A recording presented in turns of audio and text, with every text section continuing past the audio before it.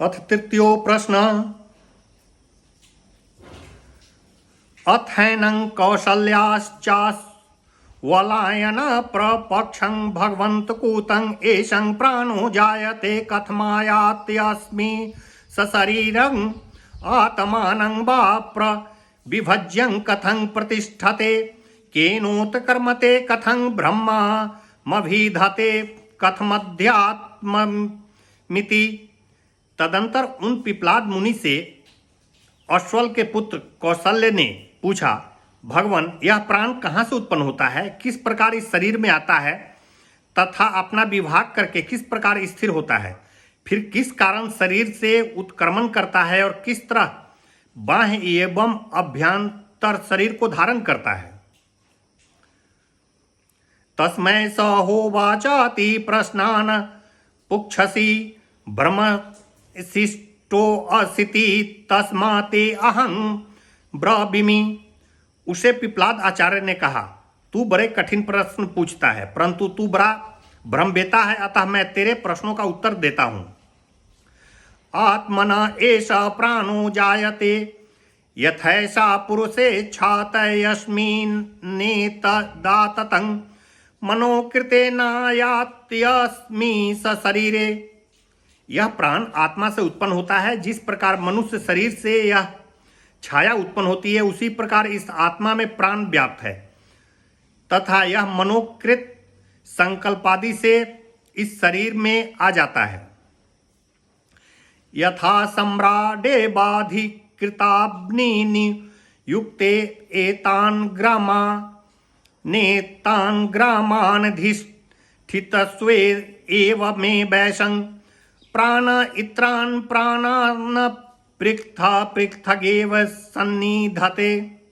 जिस प्रकार सम्राट ही तुम इन ग्रामों में रहो, इस प्रकार अधिकारियों को नियुक्त करता है, उसी प्रकार यह मुख्य प्राण ही अन्य प्राणियों इंद्रियों को अलग अलग नियुक्त करता है। पायुपस्थे अपानं चक्षुश्रोत्रे मुखनासिकाभ्यां प्राणं स्वयं प्रतिष्ठते मध्ये तु समान एष हयेत दुत्तमन्नं सम्मं नयति तस्मादेतां सप्तार्चिषो भवन्ति। वह प्राण पायु और उपस्थ में अपान को नियुक्त करता है और मुख तथा नासिका से निकलता हुआ नेत्र एवं श्रोत्र में स्वयं स्थिर होता है तथा मध्य में समान रखता है। यह समान वायु ही खाए हुए अन्न को संभाव से शरीर में सर्वत्र ले जाता है। उस प्राणाग्नि से ही दो नेत्र, दो कर्ण, दो नासार्ध्र और एक रसना, ये 7 ज्वालाएं उत्पन्न होती है। हृदय ह्रेसा आत्मा अत्र तद्देश कसतं नाडीनां तासां सतं सतमेकैकस्यां द्वादशसप्ततिर्द्वासप्तति प्रतिशाखा नाडी सहस्राणि भवन्त्याशु व्यानश्चरति। यह आत्मा हृदय में है। इस हृदय देश में 101 नाड़ियां हैं। उनमें से एक एक की 100 शाखाएं हैं और उनमें से प्रत्येक की 72 हजार प्रतिशाखा नाड़ियां हैं। इन सब में व्यान संचार करता है। अथैकयोर्ध्वं उदान पुण्येन पुण्यं लोकं नयति पापेन पाप मुभाभ्यामेव मनुष्य लोकम। तथा इन सब नाड़ियों में से सुषुप्ना नाड़ी नाम की एक नाड़ी द्वारा ऊपर की ओर गमन करने वाला उदान वायु जीव को पुण्य कर्म के द्वारा पुण्य लोक को और पाप कर्म के द्वारा पाप में लोक को ले जाता है तथा पुण्य पाप दोनों प्रकार के मिश्रित कर्मों द्वारा उसे मनुष्य लोक को प्राप्त कराता है। आदित्यो हवै ब्रह्मं प्राण उदयत एषं हेनं चाक्षुषं प्राण मनोगृहानं पृथिव्यां या देवता सैसां पुरुषस्यापान भवष्टभ्यांतरां यदाकाशं स समानो वायुर्व्यान। निश्चय आदित्य ही ब्रह्म प्राण है। यह इस चाक्षुष नेतेंद्रिय स्थित प्राण पर अनुग्रह करता हुआ उदित होता है। पृथ्वी में जो देवता है वह पुरुष के अपान वायु को आकर्षण किए हुए है। इन दोनों के मध्य में जो आकाश है वह समान है और वायु ही बयान है।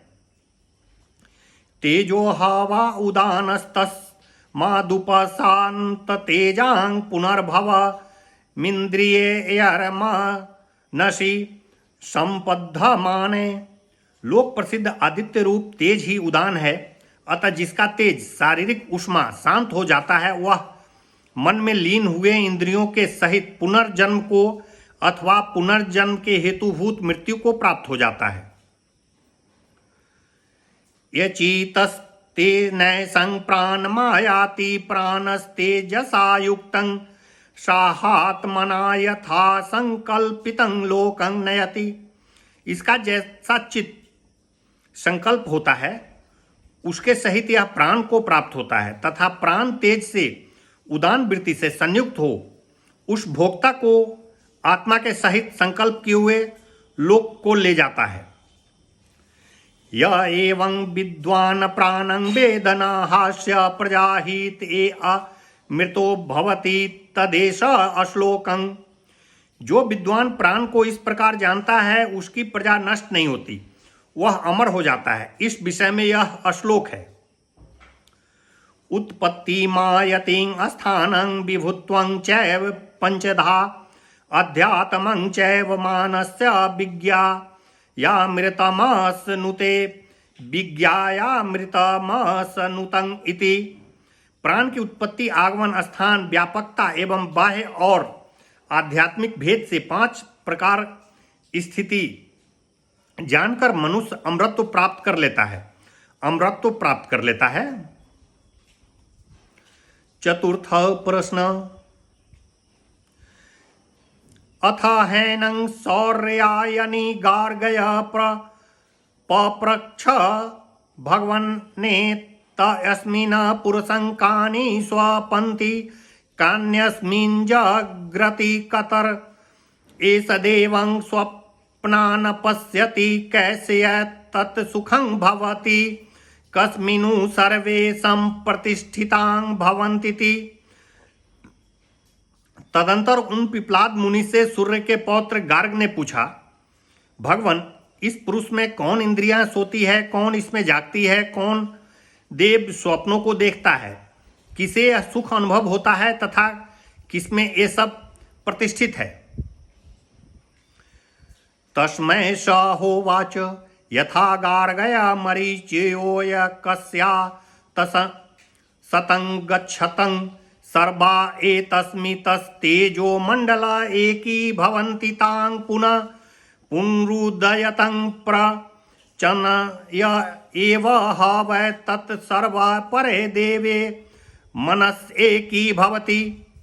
तेन तर्हि सह पुरुषो न शृणोति न पश्यति न जिघ्रति न रस्यते न अस्पृशते नाभिवदते न दते न नंदयते न विसृजते नेयायते स्वपितित्याचक्षते। तब उससे उस आचार्य ने कहा, हे गार्ग, जिस प्रकार सूर्य के अस्त होने पर संपूर्ण किरणें उस तेजोमंडल में ही एकत्रित हो जाती है और उसका उदय होने पर वह फिर फैल जाती है, उसी प्रकार वे सब इंद्रियां परमदेव मन में एक ही भाव को प्राप्त हो जाती है। इससे तब वह पुरुष न सुनता है, न देखता है, न सूंघता है, न चखता है, न स्पर्श करता है, न बोलता है, न ग्रहण करता है, न आनंद भोगता है, न मलोत्सर्ग करता है और न कोई चेष्टा करता है, तब उसे सोता है, ऐसा कहते हैं। प्राणाग्नय एवै तस्मिन् पुरे जाग्रति गारेह पत्यो हवा एषो अपानो व्यानो अनबाहार्य पंचो यग्रह पत्यात् प्रनीयते प्रणयनादाह बन्नीय प्राण। सुषुप्ति काल में इस शरीर रूप पूर्व में प्राणाग्नि ही जागते हैं। यह अपान ही गार्ह पत्य अग्नि है, व्यान अनबाह्यार पचन है तथा जो गार्ह पत्य से ले जाया जाता है, वह प्राण ही परनयन ले जाए जाने के कारण आहवनीय अग्नि है। यदुक्षा वासनी स्रवासा बेता बाहुति समनया तिथि स समानं मनोहवाय यजमानं इष्ट फल में बुधानं स एनं यजमान महरा हर ब्रह्मं गम्यति। क्योंकि उच्छ्वास और निश्वास ये मानो अग्निहोत्र की आहुतियां हैं। उन्हें जो शरीर की स्थिति के लिए संभाव से विभक्त करता है वह समान ऋत्विक है। मन ही निश्चय यजमान है और इष्ट फल ही उद्दान है। वह उद्दान इस मन रूप यजमान को नित्य प्रति ब्रह्म के पास पहुंचा देता है। अत्रैष देव स्वप्ने महिमान मनु भवति यदष्टं दृष्ट मनु पश्यति श्रीतं श्रुत में वार्थ मनु श्रुनोति देश दिगंतरश्च प्रत्यनुभूतं पुनः पुनः प्रत्यनुभवति इष्टं चाधष्टं च श्रुतं चानुभूतं चानुभूतं च सच्चा सच सर्व पश्यति। इस स्वप्नावस्था में यह देव अपनी विभूति का अनुभव करता है। इसने जागृत अवस्था में जो देखा होता है उस देखे हुए को ही देखता है, सुनी सुनी बातों को ही सुनता है तथा दिशा विदिशाओं में अनुभव किए हुए को ही पुनः पुनः अनुभव करता है।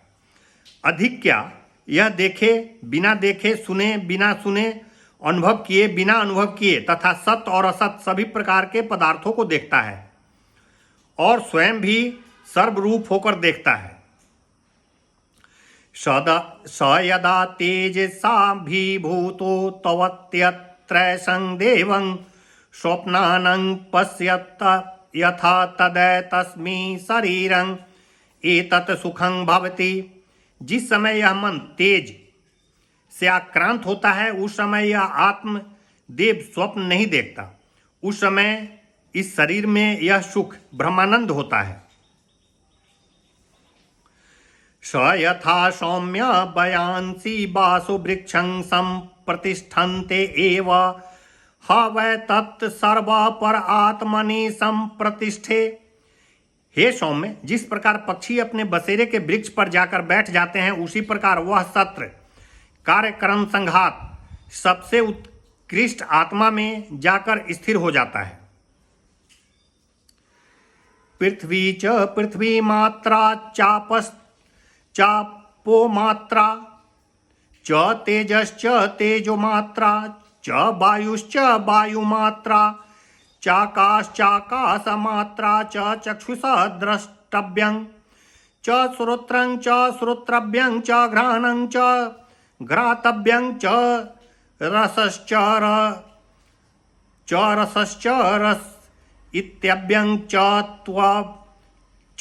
स्पर्शितव्यं च वाक्यव्यं च हस्तो च दातव्यं च नंदयितव्यं च पायुश्च विसर्जितव्यं च पादो च गंतव्यं च मनश्च मंतव्यं च बुद्धिश्च बोधव्यं चाहकार सश्च संकल्प चाहंकार चाहंकर्तव्यं च चितं च चितव्यं च तेजश्च विद्यो तत् इतव्यं च प्राणश्च विधारतिव्यं च।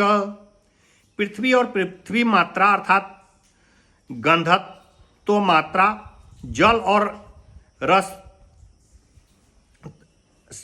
गंध और असंत मात्रा, तेज और रूपंत मात्रा, वायु और स्पर्शतंत्र मात्रा, आकाश और शब्दंत्र मात्रा, नेत्र और द्रष्टव्य, श्रोत्र और श्रोतव्य, घ्राण और घ्रातव्य, रसना और रसितव्य, त्वचा और स्पर्श योग्य पदार्थ, हाथ और ग्रहण करने योग्य वस्तु, उपस्थ और आनंदितव्य, पायु और विसर्जनीय, पाद और गंतव्य स्थान, मन और मनन करने योग्य, बुद्धि और बौद्धव्य, अहंकार और अहंकार का विषय, चित्त और चेतनीय, तेज और प्रकाश से पदार्थ तथा प्राण और धारण करने योग्य वस्तु, ये सभी आत्मा में लीन हो जाते हैं।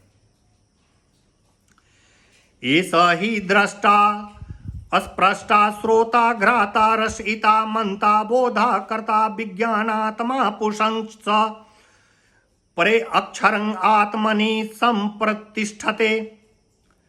यही दृष्टा अस्पृष्टा श्रोता घ्राता रसयिता मंता, मनन करने वाला, बुद्धा और कर्ता विज्ञानात्मा पुरुष है। वह पर अक्षर आत्मा में सम्यक प्रकार से स्थिर हो जाता है।